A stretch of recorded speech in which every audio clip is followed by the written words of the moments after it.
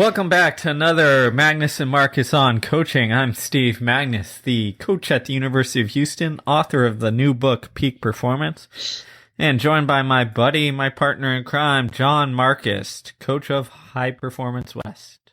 500,000 downloads. We're still here. Thank you. That's right. We passed the 500,000 downloads mark, or somewhere around there, because I have no idea what to trust of the little data that we get on viewers and downloads. So whatever that means, we've had a lot of people listen, or a lot of people click and not listen. Or stop halfway. But thank you to everyone who's been loyal. It's actually very flattering and just one of those people actually are entrusting us to deliver some type of content that makes them think. So, and that's the whole purpose of this. So thank you. That is. It's not just to hear ourselves talk for an hour every week. So speaking of talking, this week, talking about coaching methods that we've outgrown. So things that we maybe did during our early elementary stage journey of coaching, and things that we don't do now. So maybe I'll start us off with one. And the first one that I think of that, I used to obsess over this and do this all the time, was really calculate and plan towards mileage numbers. And what I mean by that is, when I first started getting into coaching, that was the dominant thing. The first thing that you calculated and planned every week was the miles per week. And then it was dictating that exactly to every single person that they needed to hit, right? And that was the thing. And as I've grown and evolved as a coach, that has flipped so that the miles per week is just like feedback if I need it, right? And it's something that I, a lot of times with training plans, I don't even calculate it up, don't even add up, because it's just like, all right, what do you need to do on this day? What do you need to do on this day? What do you need to do on, Wednesday? And that culmination is there because it's what you need to do on every single day, right? It's not like, during this set standardized week, I need to hit this, so I'm going to change Tuesdays to hit, this amount of mileage to make sure that I grab that. So I'd say that's probably when I think about it, the one thing that has drastically changed in my coaching experience over the years is just how much emphasis and importance I put on mileage. I think that mirrors my experience as well. Because when you're first taught about what makes a runner good, or what makes a runner more competitive, it's the more they run, the better they get. It's simple arithmetic, right? So a lot of times when I was coaching high school, or starting off as a coach, the first question a lot of well-intending coaches ask is, what's your weekly mileage? What's the pattern of mileage? And that's the driver, is, like you said, what influences you the most is how much miles you're getting in this arbitrary 7-day period. So I think we have to realize that constraint is it's an arbitrary 7-day period. We don't know for certain if the body works on a 7-day rhythm. I mean, that's our default because of our Gregorian calendars. So we operate in that construct. When you start to break down and realize, that construct allows us to live in this civilized world of businesses and meetings and class schedules and, this and that, then you get to a point where you're like, okay, we can move beyond that and actually understand what is training for. It's preparation for performance. So some weeks might be a higher mile week, some might be a lower mile week, because in your 7-day pattern, the miles aren't consistent from every 7-day to 7-day. And so you hear techniques where coaches go on 8-day cycles or 10-day cycles or 2-week cycles. And Steve hit it on the head. It becomes the crux of your training, how many miles someone's running per week, or what that mesocycle or periodization template looks like. It's just another ingredient of feedback. How do you feel? And I'll give a great example. today, I was on the bike with Tara Welling, who's preparing for a fall marathon, and she's like, "Well, how many miles am I running?" I gave her like a range, like we're running somewhere in between 15 and 18 for your long run. I mean, when I explained to her like what we wanted out of the session, once you feel good, like you're clipping along, but then the last 3 miles or 20 minutes, you should really have to focus because it's just you're getting tired and it's the culmination of all this time on the feet. Ended up being 16 and a half miles. I did not have a watch. I did not have a mileage tracker going. I was just running or biking next to her, listening to her cadence of her stride, how she was breathing, how chatty was she. We were having a dialogue. And when it started to be like, oh, okay, she had to really start focusing on the running component to keep it at a steady cadence. I knew we were getting towards the end. And she asked me at one point, well, how much further I have to go? I go, just this parking lot where we had parked the cars, because you could go out and back and add on miles. No. We were there. We were at the threshold that we sought for that day. Now, it ended up being, like I said, 16 and a half miles. And all that was feedback. All it was like, oh, okay. You're in a marathon cycle. That's good. It wasn't like today, no matter what, you have to run 18 miles. If you don't, we've lost. All of a sudden you're bad. All of a sudden the training's off. All of a sudden we have to like sound their alarms and freak out. And I think a lot of times we forget that these hard and fast arithmetic, which is very comforting as a coach to do and say, well, they can't keep, we can't go over this mileage threshold, this mileage speed limit, this mileage, number in your bank account. It's kind of it's a false sense of security at a certain point. Now, with some athletes, like your developmental athletes or your new athletes in high school, it is a mileage caps or even like, Steve can attest maybe to his, I forget her name, but the gal that you have who only ran 3 days a week and that went to University of Houston and the rest was cross training. It is a preventive measure to make sure they don't excess and go from preparation and training to injury cycles. That use of it is a very wise tool and wise engagement. So you have to understand how are you using the mileage tracker and what for? Exactly. That's a good point. It's like none of this stuff is like you throw away completely. You just realize its importance and what it's used for exactly. It's all different tools in the toolbox. And I think one of the things you mentioned there is another thing that's shifted in my coaching journey a lot. And that is using that kind of exactitude, that arithmetic, instead of paying attention to that feedback.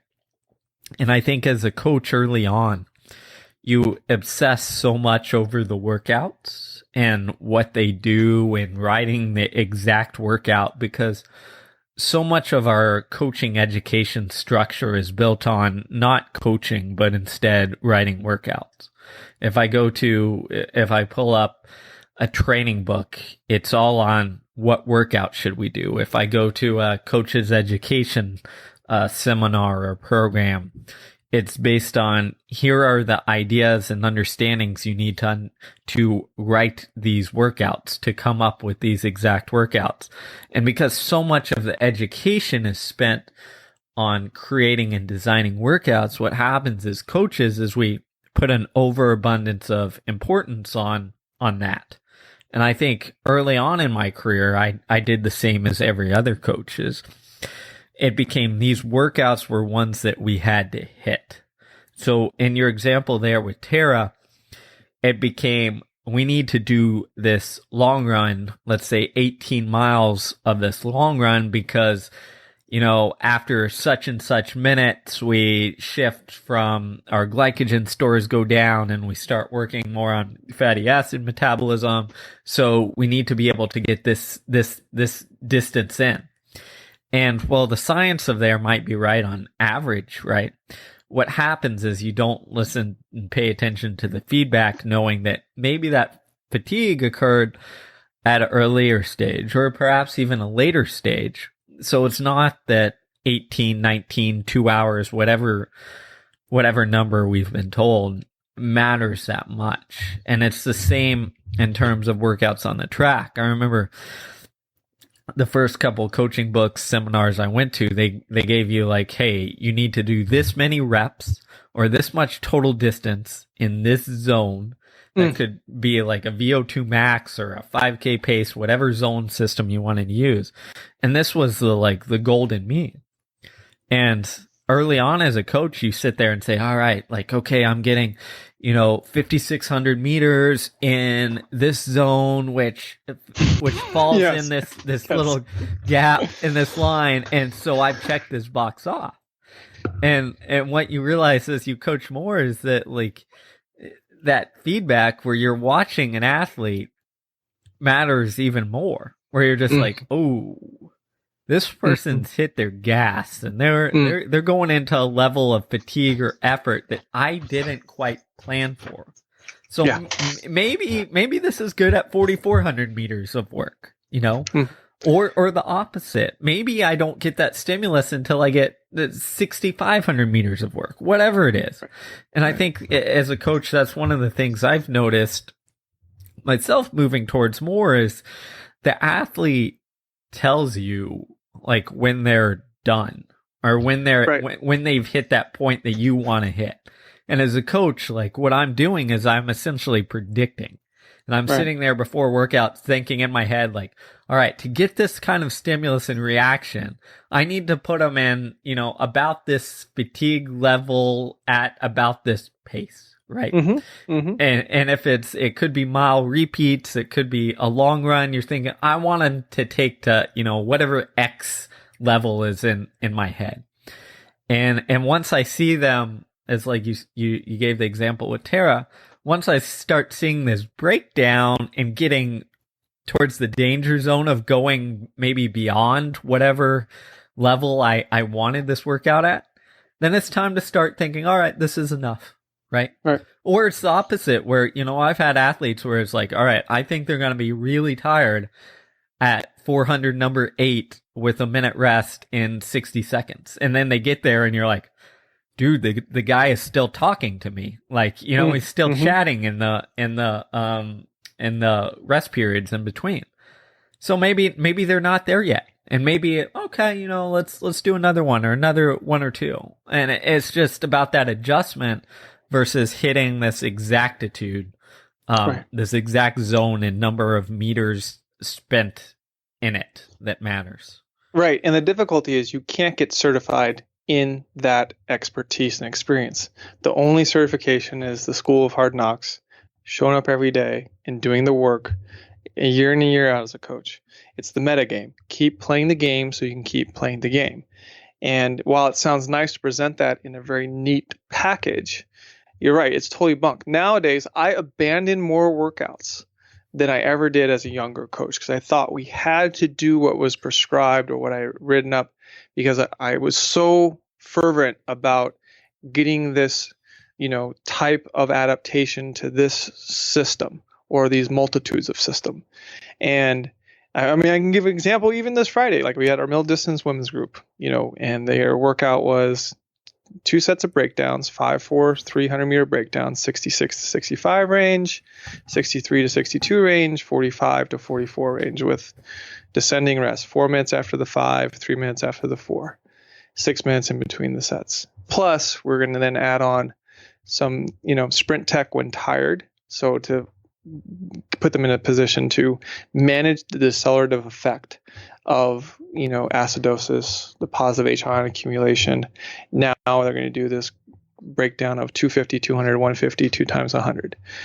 Not because we're trying to sprint perfectly, but because we're trying to expose them to what they're going to be exposed to at the end of an 800 or the end of 15, where they need to hang on, keep form, keep plugging away, and not let their body decelerate exponentially. So, and I told ladies, I was like, and I don't put a time on like the sprint stuff. Like I just said, this is going to be at this type of level of effort, this incongruent with this portion in your 800-meter race. Or, even for the breakdowns, I said, look, my time, 66, 65, 400-meter pace for the 500, complete ballpark.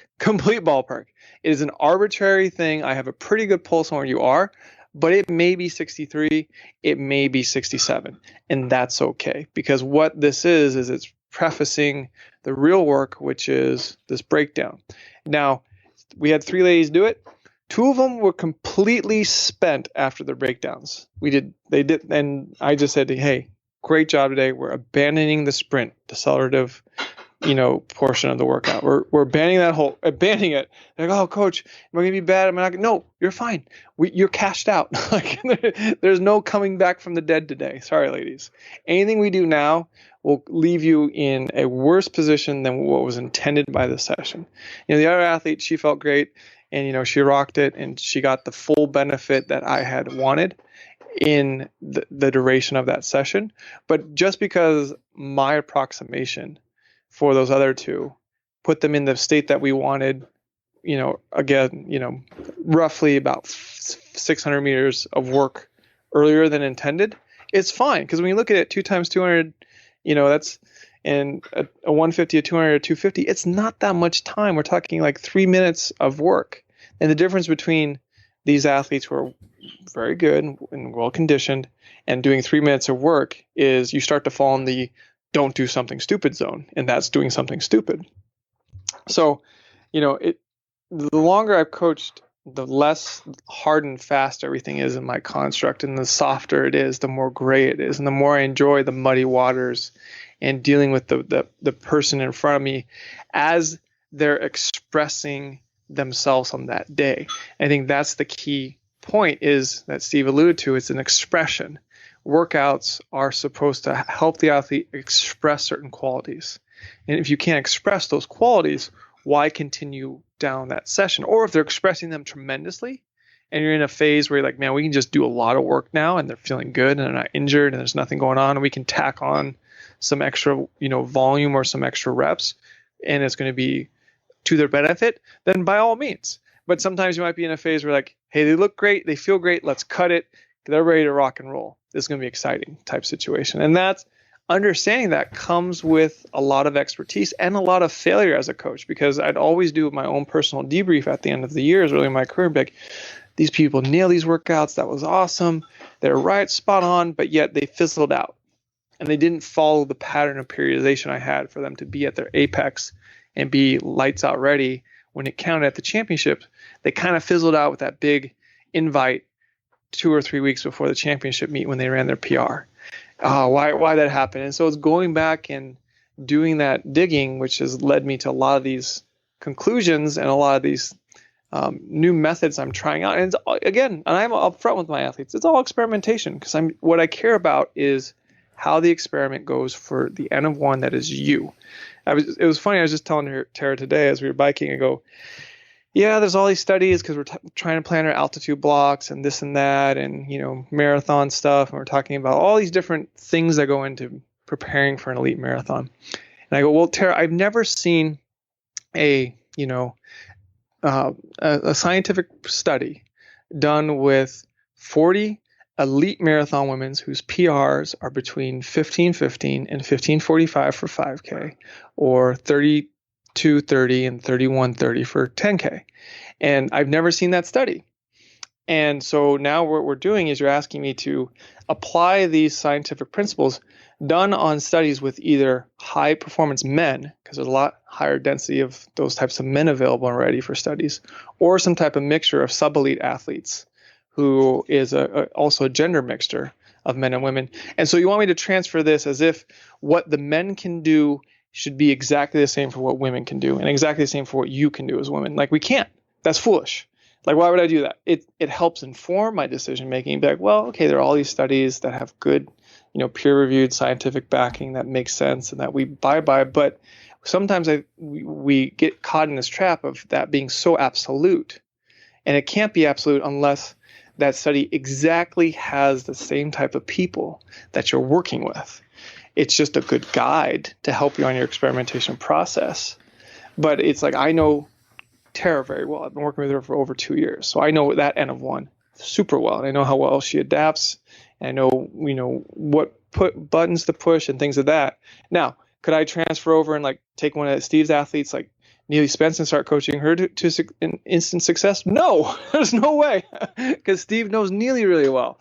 And I think the longer I've coached, it's understanding how important that relationship component with each one of your athletes factors in to training each one of those people effectively versus having the best recipe on the block and then applying it in mass and saying, look, everyone's cookies are going to come out golden brown and be delicious. I guarantee it. Not the case. Well, I think that's one of the points that I think you grow and learn as a coach as you get older, is that flexibility and having that ability to, not be tied to a rigid system, rigid plan, et cetera, is probably one of the key components you need to develop as a coach. Because early on, as we've kind of discussed here, it's about the numbers, it's about the system that you're developing, it's about the workout, it's the arithmetic of it.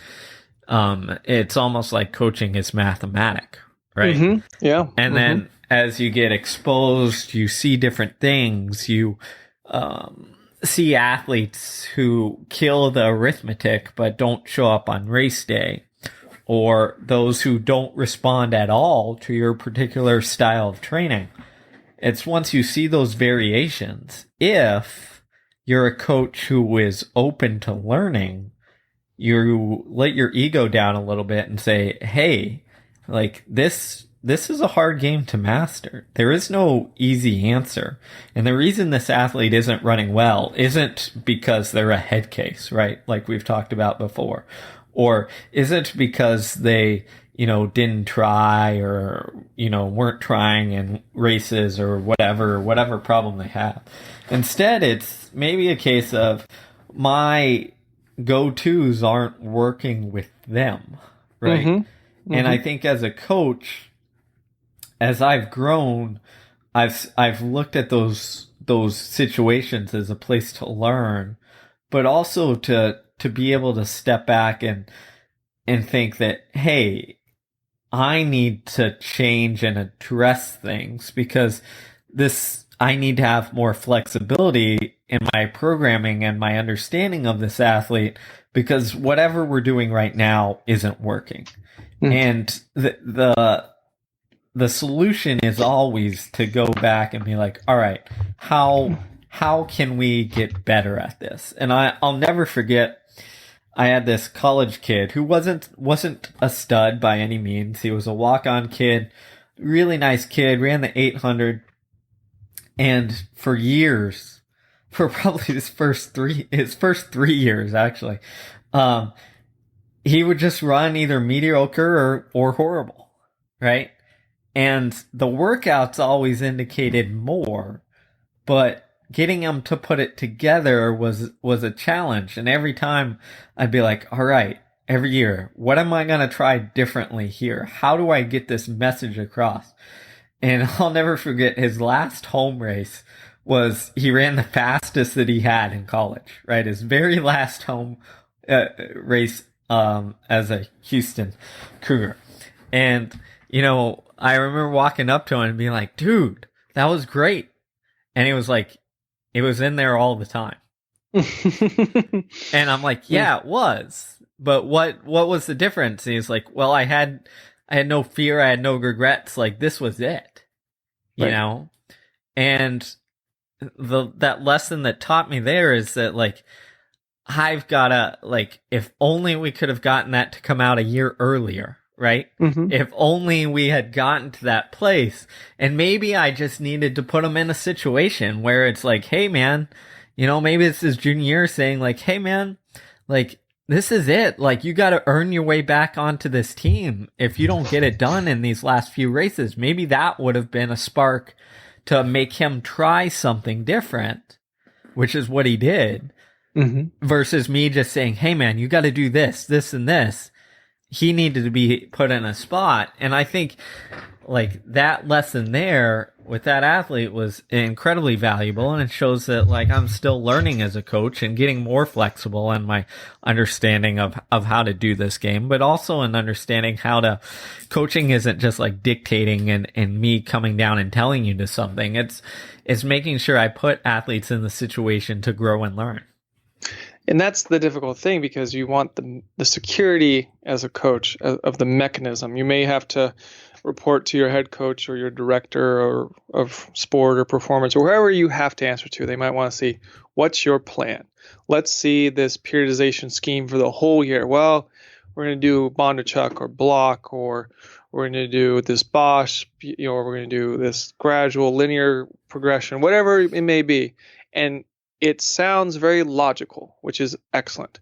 But, again, one of our favorite books, for Steve and I is the Thinking Fast and Slow, or the Black Box Thinking, or the Undoing Project, talks about how even though we want to be rational, instruments, we are actually very highly emotional and irrational with every decision we make. And competing is an emotional activity. And it's difficult because it's a soft science, it's a soft thing. There's no hard and fast. If you do 10 minutes every other day of emotional clarity work, then they're going to be ready to go. No. It's knowing that person, knowing the cues and the triggers. And you hear a lot of high performance coaches like Harry Morrow would talk about his cues with Ashton. Would be one word or even a movement of a hand a certain way. But because they had that relationship and rapport, they knew the intensity of that in the heat of battle, how that cue would recalibrate or refocus Ashton. Like with one of my athletes this year, their cue was crank. Just go out and crank. At this stage in the race, I don't care how you feel. Go out and crank. Go. Everything you got. See what happens. You may get past on the home straightaway. You may win. You may get dead last. I don't know. But if you don't go with an exploratory mindset, you'll never see what you can fully express. And that, I think, is another key component about what we're really trying to do with coaching is create athletes and people who can express certain qualities, not just physical, but also emotional, in the heat of battle, in very tough situations where there's a lot on the line, where they need to score points for the team, or they need to make a final, or whatever it may be. You're trying to say, how do we do that? And this goes off, this tangent is kind of a harp at the tried and true practice that we all fall victim to here as middle distance and distance coaches, is taking people to these perfect time trial conditions where it's like, great, just mathematically run even pace. We know it's most efficient. It's the way to get you to the finish line with the least amount of abrasions. Here's how we'll do it. Oh, we'll go to this Palo Alto, or we'll go to Los Angeles, or we'll go to Portland, or wherever, and we'll just knock that out of the park. If you don't couple that with the realities of what championship racing is, you're going to make very fragile people and fragile athletes.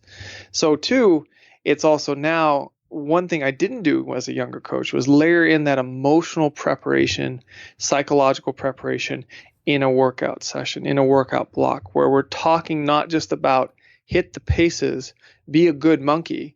No. We're also talking about, hey, we're doing and employing this type of session, or I want you to feel this because I want it to be preparation for the realities of what you're going to feel in this very important race down the road. And we're going to continue to work on that and work on that and work on that, and expose you to it. So when you get there, you might have at least a semblance of hope because you've been pre-exposed to it multiple times in the practice environment, rather than be this completely new thing. And most people I know, when they do something completely new for the first time in a brand new environment, with a new higher set of expectations, go and flame out and fail miserably. That's just most people I know.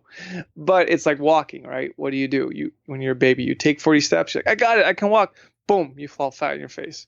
Well, the baby just says, well, I'm going to try it again. And then 40 steps becomes 38.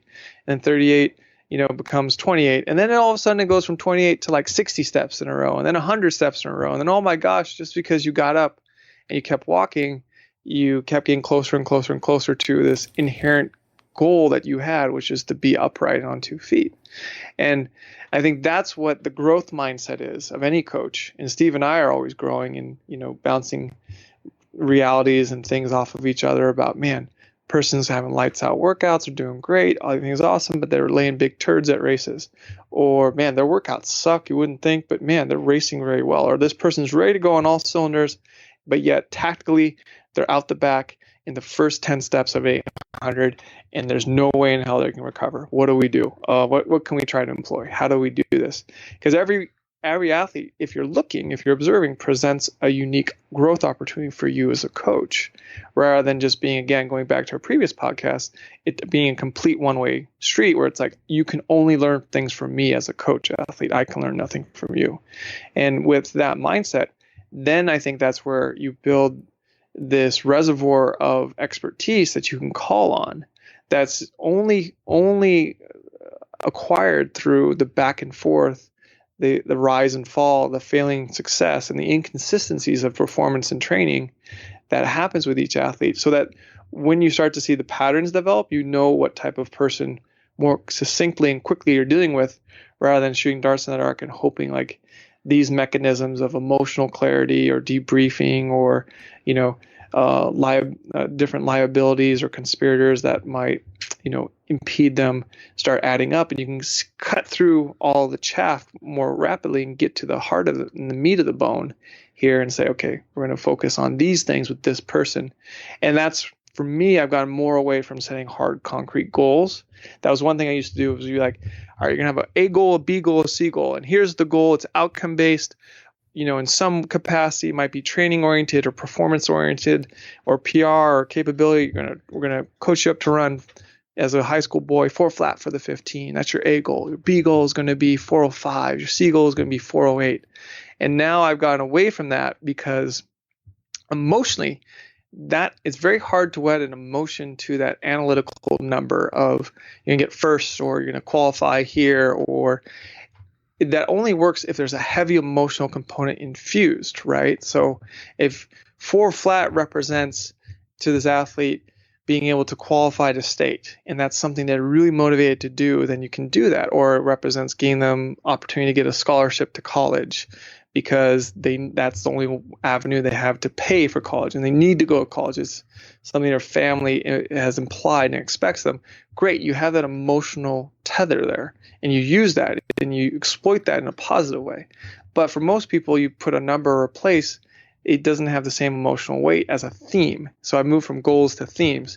And now the theme is, okay, how do we help you acquire certain skills? Or at this stage in the race, at the end, like you get to the bell lap ready to play, or you get to the bell lap ready to compete, or you get there, to do something, to be a player, as I call it, rather than a participator. Because you see it on the race all the time. So there's players in the race, when the bell sounds, they're going for it and they mean business. And the participators are back in the second half of the pack being like, well, I hope someone blows up and I can maybe snipe them at the end, because I'm really not going to like throw my hat in the ring and make this big push. I mean, like Natasha Rogers at the U.S. half marathon champs, brilliant example of a player. Alphine had a lead on her. She had to dig deep and said, I really want this. And then she just went for it and started playing. And she was like, I'm going to either make this happen, I'm going to win this, or I'm going to die on the sword trying, and say, well, at least I gave it a shot. Yes. That was her strategy. That is the Natasha strategy, man. Which I love. I'm a huge fan, by the way. Big fan of that strategy. the all in and hope it pays off. Yes, that's what distance running at its finest looks like. Love it. Yeah, but going on a tangent a little bit, but it's what makes it interesting too. Like running your best, sure, it's worthy, it's good, it's all of those things, but the excitement comes from the uncertainty. And when you have people take risks, you have uncertainty, and that creates interesting races, right? Yeah, I mean, that half marathon, I mean, granted, I'm biased because I coached Tasha, but it was interesting because you're like, oh, like this is different, right? And they're cranking and they're falling apart because it's hot, but who's gonna hold on the best? And too often we've created this narrative where everything is scripted to a degree, only it's scripted horribly, right? I was watching a documentary on the XFL. Right. The failed extreme and national or whatever. There you go. It was done by Vince McMahon, the guy who did the wrestling, whatever. Great promoter. They promoted the hell out of it. The first game was watched by, it was like a record crowd. It was more than the I think game 4 of the World Series that year for the first introductory game of this. But the product on the field sucked so bad the first game that it failed, right? But what that kind of reminded me of is that in track, we have these almost like scripted races, only they're scripted to be boring. Mm-hmm. Yeah. Right? And I think that's where some of that excitement of what is the uncertainty there? What is the different players? Who's gonna take a risk here and do something crazy? Is what we need to get back to, and we need to incentivize people or create that fear or that, less fear of failing, to do that. Because if you look at other sports like football or baseball or any team sport, they're incentivized to take risks, right? No football team's going to sit there and be like, well, we're playing the Patriots and we're 20-point underdogs. So if we only lose by 18, then we won because that's a personal best for us. Yes. Yeah. It's a consolation prize. Right. No one sits there and thinks that. But in track, we tend to have that mindset where it's like, and I get it. I understand it, all that stuff, but it shouldn't be the main driver, right? When you look at it's a safe out. The question is, did you go for it? If you can say I went for it and I flamed out and I got a PR, awesome. But if you never went for it, why'd you show up? Yeah, exactly. And I think that's, again, early on in my career, and we still emphasize getting PRs and all that stuff, but more so I've switched to put yourself in position to do something. Right. And if it's not there on that day, fine, it's not there. But we get to see your limits. We get to see where you're at. And you took a shot and you gave yourself a puncher's chance. Mm-hmm. And that's all you can ask for. And if you don't put yourself in position to do something, then it's never going to come, right? You've reached your plateau. You've reached your status quo of this is what I'm defining myself as, because I'm going to run this small PR or run this, race that's decent or okay for me. And I think we have to switch that mindset back to take a shot. Let's see if you can do something. Be Billy Mills and go through 5K at near PR base or whatever have you. I'll never forget the first 10K I ever ran in college on the cross country course. And granted, course accuracy and all that stuff, but I'll never forget my high school PR was 15:09 for 5K. And I came through 5K of the 10K in 15:07. And I remember hearing that split and thinking all right, just PR through the 5K. Let's try and do it again. Yeah. And I actually did that race. I ran 30:14, I think, or 30:13. So it was dead on. But I think that we lose out on those breakthroughs and that interest if we don't give ourselves a chance, a shot, to do something. Right. It's that old quote that I fancy. It's if you showed up, you might as well do it well. And the idea is if you beat or are competitive with good people who have, competed at a higher level than you or at the same level to you with a little bit more success, but if you're there dealing with them and then you beat them, good things will happen. When Natasha, say, won that half marathon champs, I was like, that was great. She beat good people. Tara was the defending, national champion, and Natasha kicked her butt. I wasn't no salt. She beat, Alphine, she beat Neely Spence, a good group of women, capable group of women. And when the year before, when Tara won the half marathon champ, she beat Desi, she beat Jan Bach, and Olympians, good people who have made, Desi just made the, Olympic team in the marathon again that year. But they put themselves in those races last year and this year in that position to beat good people and see what happens. And the fact that they did that, made it so they won the race.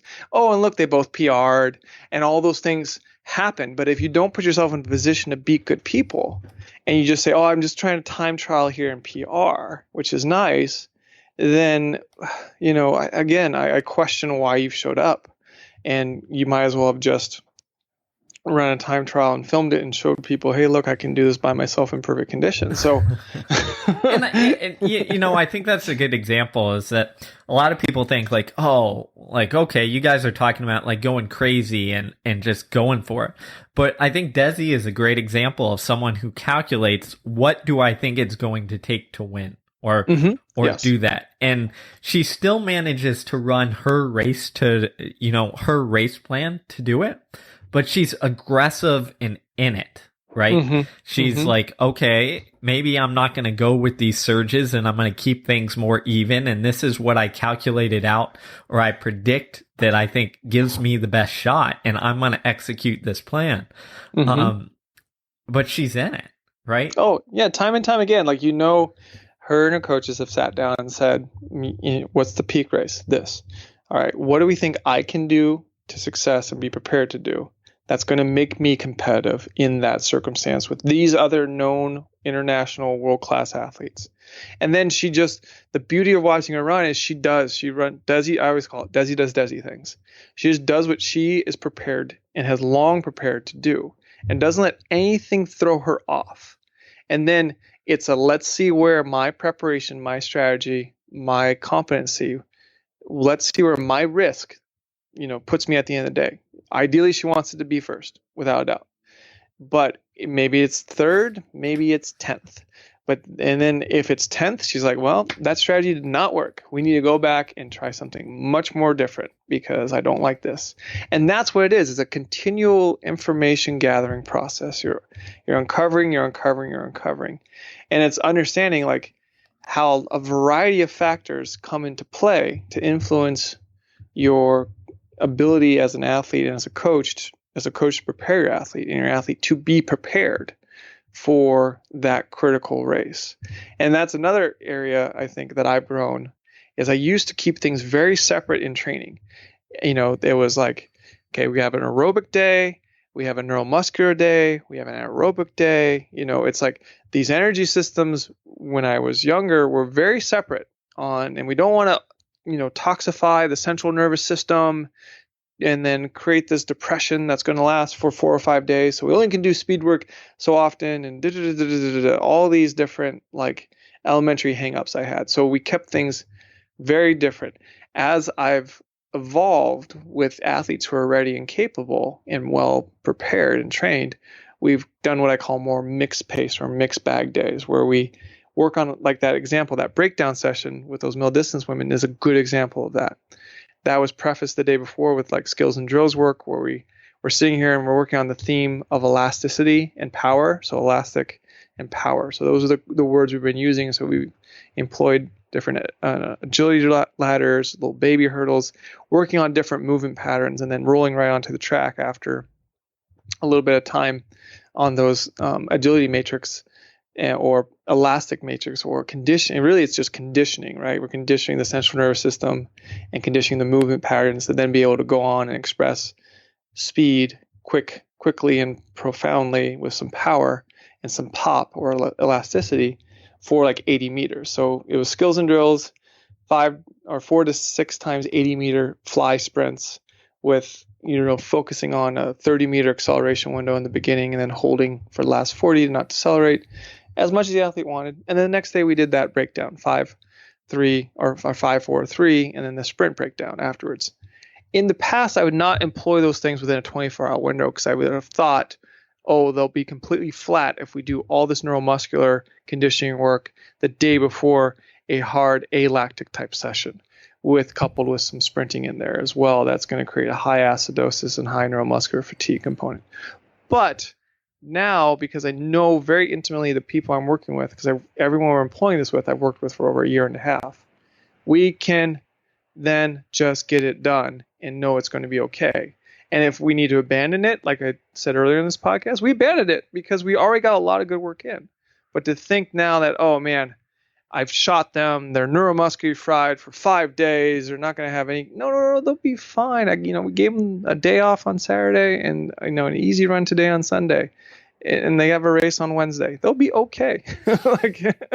But in the past, I was so certain the recoverability windows of those systems, and that drove a lot of what I didn't do from a training standpoint, a preparation standpoint. And now I understand it's softer, and it's about this cohesion of going back, knowing the person and knowing what they need and how to make their strength stronger, while also complementing and cascading their weaknesses so they're less weak. And that's another key area that you see expressed not only in preparation, but also in how people are prepared to race, when they show up at the starting line and put the spikes on and meet business. Yeah, I'm with you 100%. And I think that a lot of times that goes back to how we were educated. I think a lot of these things do is that you're educated in an energy system-based model.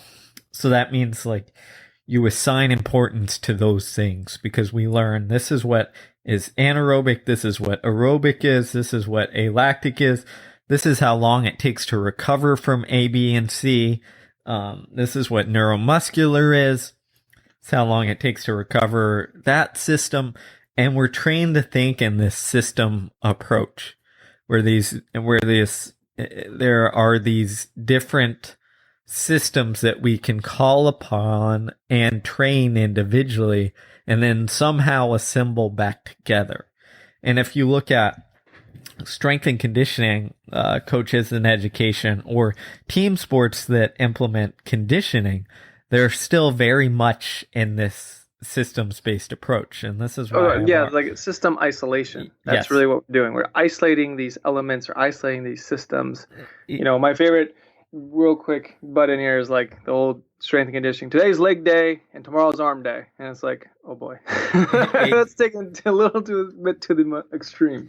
Exactly, and we're essentially doing that when we decide hey, today's anaerobic capacity day, or today's special endurance 1, 2, 10, whatever we call it. And I think because last time I checked, you don't get to a starting line of racing all right guys, today's race is going to be completely anaerobic, so we're only running at everyone's anaerobic threshold for this race today. No, you have to have all these qualities infused and express everything, because that's a race. A race is a whole body of work. It's a whole symphony. It's not just the trombones. It's not just the violins. It's everything working together in concert. Yeah. And if you've isolated and just worked on that one element of your symphony, other parts are going to sound completely flat when you all get together and you go out and you perform. Sorry, I had to get that off my chest. No, it's okay. I mean, it's a big concern and issue I have with things because I think, again, all the education systems are taught up to think of or teach this isolated system approach. And I mean, I thought of it. I was taught that way too when I was younger.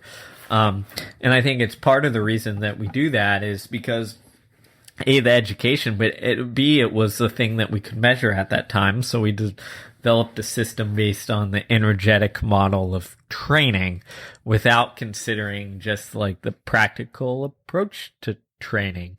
And my eyes were good from an elementary standpoint because it gets away from the realities of the multitasking that comes in. If you try to throw everything at everybody in the beginning, you're just going to fall on deaf ears. So we have to isolate in order to understand, without a doubt. But then we need to sit here and make the next step, which is then to create unity between all this stuff. I think my best, my eye-opening example is when I was training with Alan Webb and his coach Scott Rasco out there. I promise you that some days we would go through 10 different systems that I didn't know existed in terms of training modalities, right?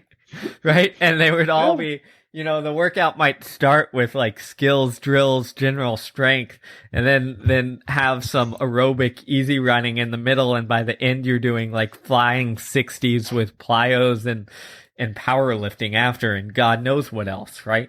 And then hit the gym for 90 minutes. Yeah. But you've gone through everything in one day, and maybe that's not exactly how you should do it. But what the lesson that taught me very clearly is that Alan was running very fast, other people were running very fast, is that it's not this, isolated approach that matters, right? It's how Right. we assemble these pieces together in this kind of whole that actually makes a big difference. So this, And the proof in the pudding is, are your methods working year in and year out with different people and different event groups or different ways, right? And that's how you know whether it's right. Sometimes you have security, you're like, oh man, I know I have these 4 indicator workouts, and we do these workouts, and every time that indicates to me with security that an athlete's ready to run XYZ pace. And that's another thing I've gotten away from is you go to a track meet and coaches come to you like, hey, how's it going? You're just talking like, oh, what's your person ready to run? As if you, the coach, are supposed to have pinpoint exactitude on what that person is ready to do in that race. And it's like, well, I don't know. I mean, that's the answer I give. It's not facetious. It's just it's the reality. Like, I think they're ready. My hope is they're in this capacity in this ballpark, but there's a lot of other things that I have that are beyond my control to predict if they're ready to run, 405 for a women's 1500 or 410 or 415. I'm like you. I'm watching and seeing. I'm watching and observing. I don't know what they're ready to run. I know what they're capable of running in a window, in a ballpark, generally, if things are played out in a certain, type of manner in a race. But to say, oh, they're ready to run 406, watch. Absolute hubris. I mean, I can't do that. I can't say that. It goes back to those lists of books that we talked about earlier. It goes back to our cognitive bias. What happens is people remember the one time that they got it right. Mm-hmm. And they're just like, oh, remember that time that I predicted this young lady to run 406 and she ran 406? Yeah, I remember that. But do you remember all the times you predicted her to run 406 and she ran 415? Right. Yes. No, you don't. Conveniently, yes. Conveniently. And that's like, it's not like they're trying to lie, but like that's the human mind. We don't. Mm-hmm. And, I remember a couple years ago now, me and my volunteer assistant at the time used to, before every race with the college kids, we used to have like a competition where we'd say, all right, let's predict over under and see who got the most right. And it was all over the place. And it doesn't mean that like either of us were a good or bad coach. It's just that we're dealing with human beings. Yeah. And well, I don't even care. Like, to me, like, people want to play that game. It's like, I don't care. What I care is like how the race unfolds. And I care, were you competitive when it counted? Like in the 5K, were you competitive in the middle portion when you had to bridge the gap? You had intense suffering. There was a lot of discomfort, but you got yourself in a position to the bell lap. So then you could then kick, and then you could then compete. Same in a 8. Where did you put yourself in a position to be competitive in the distance that we talked about? Like, so, I could care less if Michaela runs 2 flat for the 800 versus she runs 206 in a race, as long as she's competitive when it counts and threw her hat in the ring. So I'd be much more happy with a 206 going for it and dying a miserable, horrible deceleration death and being dead last than her running 2 flat but being in 5th the entire time and not ever getting beyond that. Do you remember, it still might be going on, but USATF for a while had this emphasis on critical zones, right? Yep. Mm-hmm, and it was the last 20% of the race or whatever have you, when, their idea was like, oh, this is a critical zone where wins and losses are determined. And my critical zone actually occurs before that. Same, yeah. Because I want you to be in position to do something, as we said, when it comes to that last lap or that last 200 meters or wherever that race is decided. And far too often, we're not in a position to do anything. Right. And oh, you might have a great last 200 or a great last lap, but if you're not in position to do anything, then that last little bit doesn't freaking matter. So I think we miss the boat in terms of your job is to get yourself in a competitive situation and then do everything that you can to express what you have, physically. Right. And one way to frame it, and I spoke a little bit with Jerry Schumacher of the Nike Bowerman Track Club at the U.S. Championships, his way that he frames it is he wants every one of his people to get to the bell with the least amount of stress as they can get to that bell lap. So get there as least stressed as possible in terms of having your emotional, physical reservoir gas tank as high as possible, so that then you can expend all this energy. You can then go for broke. You can then exhaust everything you have in that last lap to put yourself in a position to be competitive, for the aims of his charge is to make world teams. And so everyone who knows Jerry's methodology of training is there's a lot of aerobic, threshold all day, massive amounts, because in his mind, he's like, speed is not the determining factor if you can't get to 200 meters to go or 300 meters to go or 400 meters to go, and you're so stressed and tapped out that you cannot then employ that speed.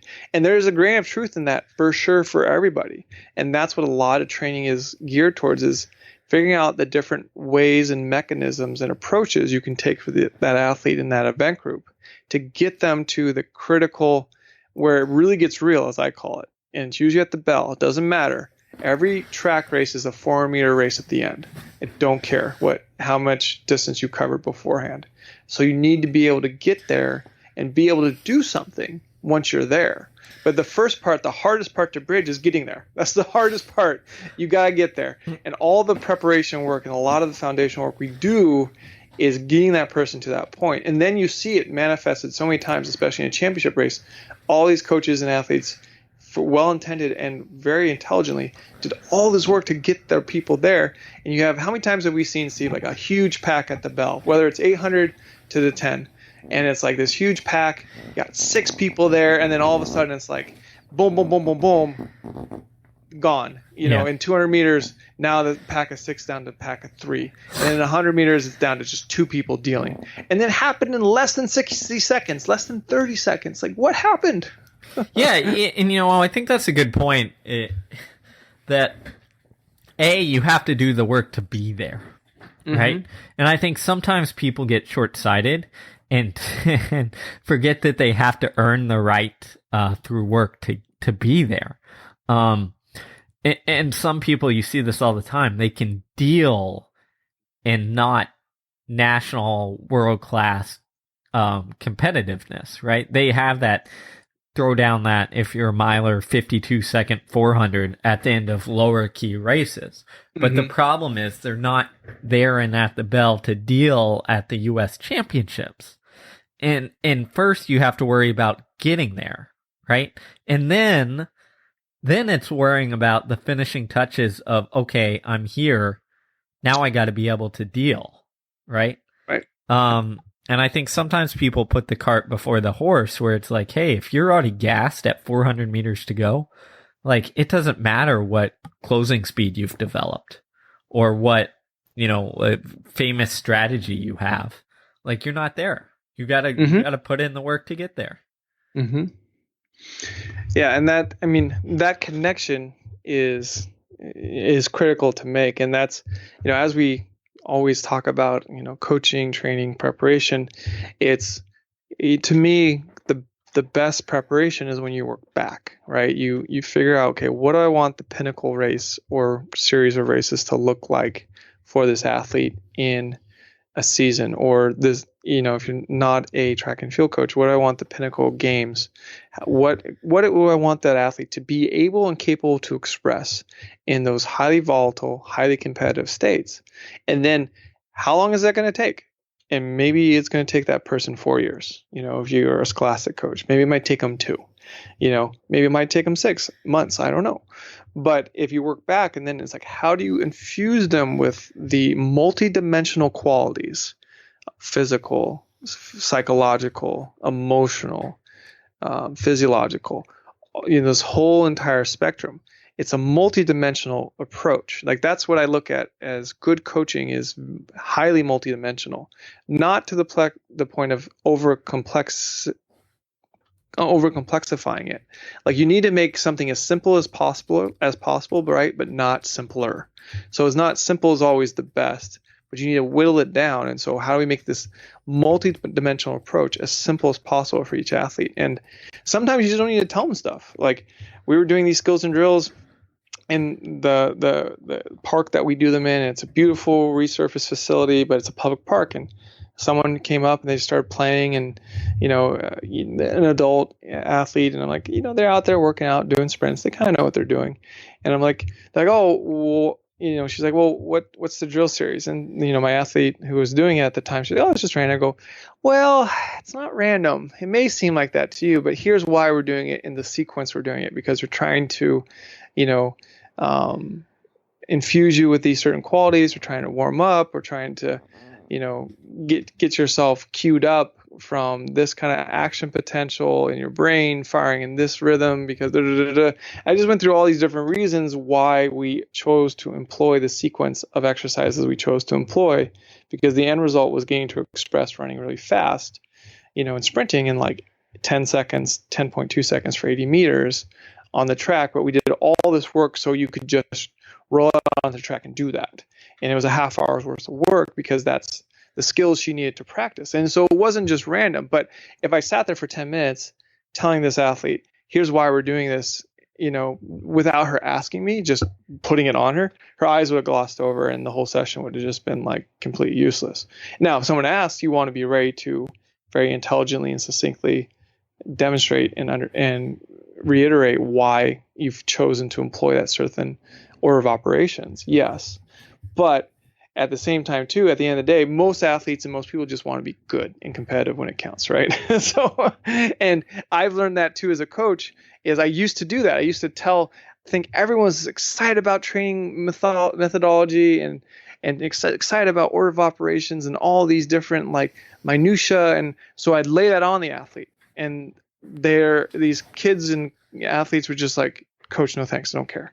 I just want to do the work. Just tell me what to do. I have trust in you because I want to get good, and I believe what you're going to ask me is going to help me get good and competitive. And so I learned to shut up. I learned to not say it. I learned to just say, here's what we're doing. Here's the order. Boom. I'm surprised someone got you to shut up, Jon. Yeah. It's impressive. I know. You've tried, but you can't. Stop it. Can't stop it. It's funny. Like, we do the same thing in a lot of senses. My college kids know that if they want to know why something works, then it's like a trip to my office where we have this conversation, or like in my days when I had a whiteboard, we map it out on the whiteboard and I explain it, right?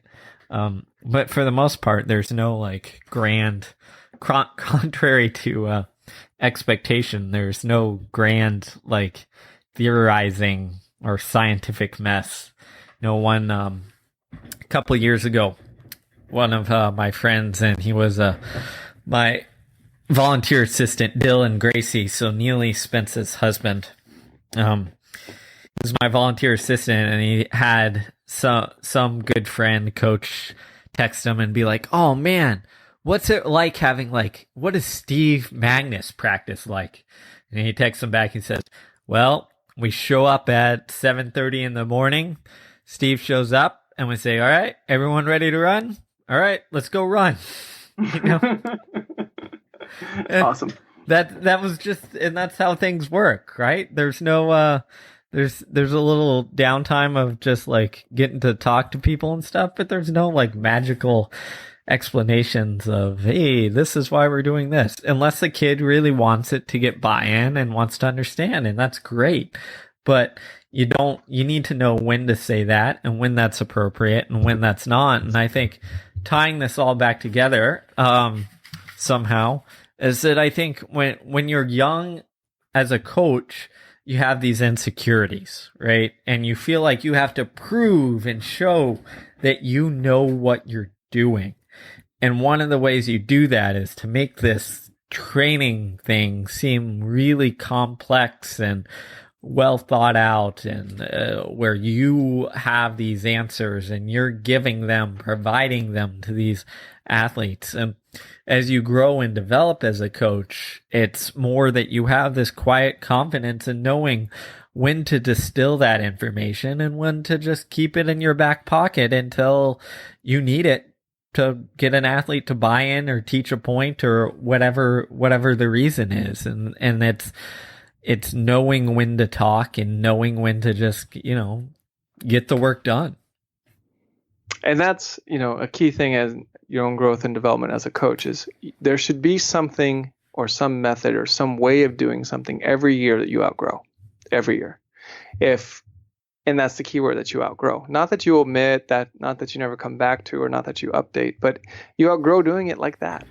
And how many times have you heard, oh, well, we just do the same workouts year in and year out. I've been doing it for 20 years like this, and that's, to me, somewhat sad, because not because they might have not, they're not successful, or the method is not yielding fruit, but they just gave up on growing. Like, I hope in 5 years from now, like, I'm doing completely different things than I'm doing from a, execution standpoint, but yet the desire to grow is still there. The desire to learn is still there. And it's great, like you said, when you have an athlete that wants to get in and dig down deep in that. I remember having lunch with Rento Canova, and he said, oh yeah, Wilson Kipsang, 2 hours every week they talk about training, physiology, and this and that. And he's like, oh, but Sias Kipsagat, he just says, coach, what do I do today? Two different types of beasts. But the value there is, again, the whole point of this is things we've outgrown, not things we don't do anymore, or things like that are not that we don't employ, but we just outgrown making that an emphasis, outgrown having that be the bedrock and foundation of how we identify ourselves as coaches, or what we elect to emphasize. And hopefully for those who've been listening for 500,000 downloads, 50 plus episodes, we've grown in the last 2.5 years. Like, we're not talking in the same thing or same ways about the same things that we did when we started this podcast early January 2 years ago. And that's the beauty of it, is it should be a continual growth trajectory. And you as a coach should take that initiative upon yourself, but also let your athletes allow that to happen with your engagement with them. Like, let them be a catalyst for your growth, and hopefully you're also a big catalyst for their growth, and it creates a symbiotic relationship, which is beautiful to see. So by the end of your relationship, you're like, hey, thank you for helping me grow. And I told that to all my athletes this year at the end of the outdoor spring track season, was like, thank you, because I grew a lot from having to coach you, or getting to coach you and work with you and figure out different problems and get you ready and prepared and this and that. And if I wasn't working with you, definitely would not have learned what I've been learning. So, that, I think, for me, is one of the key takeaways of how you get better and continuously improve as a coach, is having that growth mindset. So my hope is that in 5 years, Jon, you're doing CrossFit. Me too. That's yes. what I'm banking on.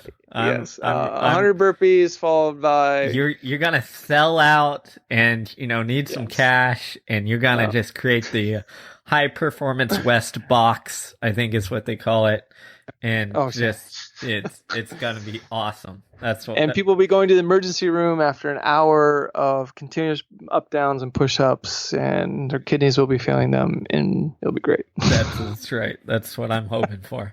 The mistake we've made is that, unlike everyone else, all of our growth is documented. So you can go back and listen to episode 1 and hear things and be like, oh, what are those guys talking about? Where's that dumb idea that they've outgrown? Yeah. So please do that and let us know where we messed up.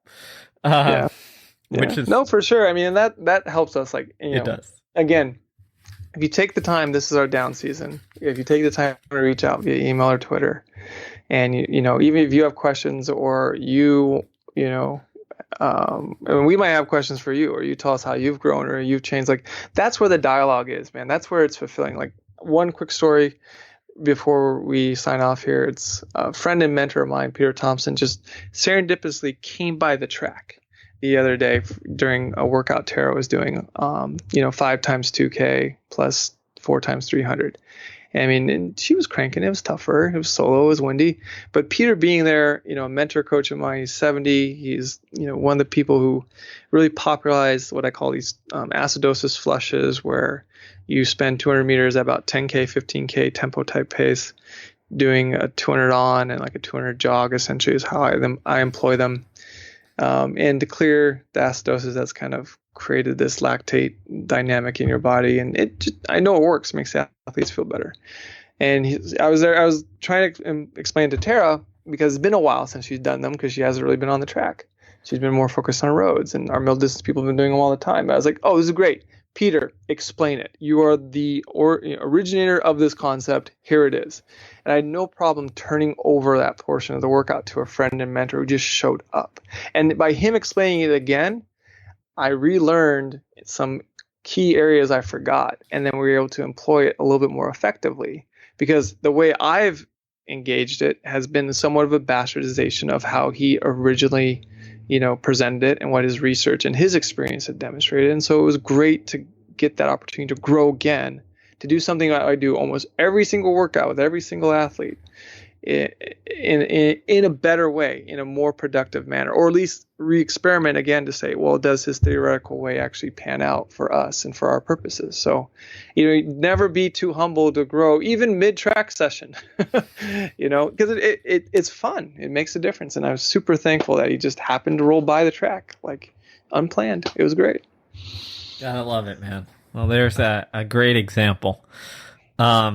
Happens to me every day as King Carl, rolls by the track and teaches me wisdom on how to run the 5K.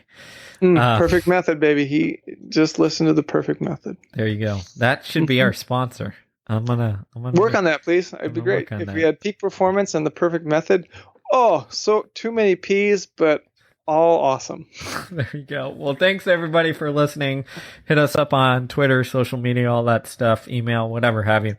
Let us know where you're growing and where we have moved on to better methods. Yes, and where we could assist you to grow. Always happy to mentor or at least dialogue with someone that has a question. It's a finite window, though, because we are just like you. We get super busy around the beginning of September. So one of these days we'll have like a Facebook Live call-in show where we just answer. Whoa! Better yet, while we're just making this up on the go, maybe one of those Tim Ferriss-esque shows where we tell people to send us their phone number and then we just randomly call coaches. And, that'd be hilariously awesome. We'll probably not follow up on any of this, but it's a good, at least mind exercise right now. There we go. Any crazy ideas you want, send them our way, because obviously we, just like in training, are making this up as we go. We're experimenting and conducting, experiments with hypothesis. Let's not forget that part. Let's make it sound sciencey, Mr. Science Guy. All right. All right. Thank you. Peace out.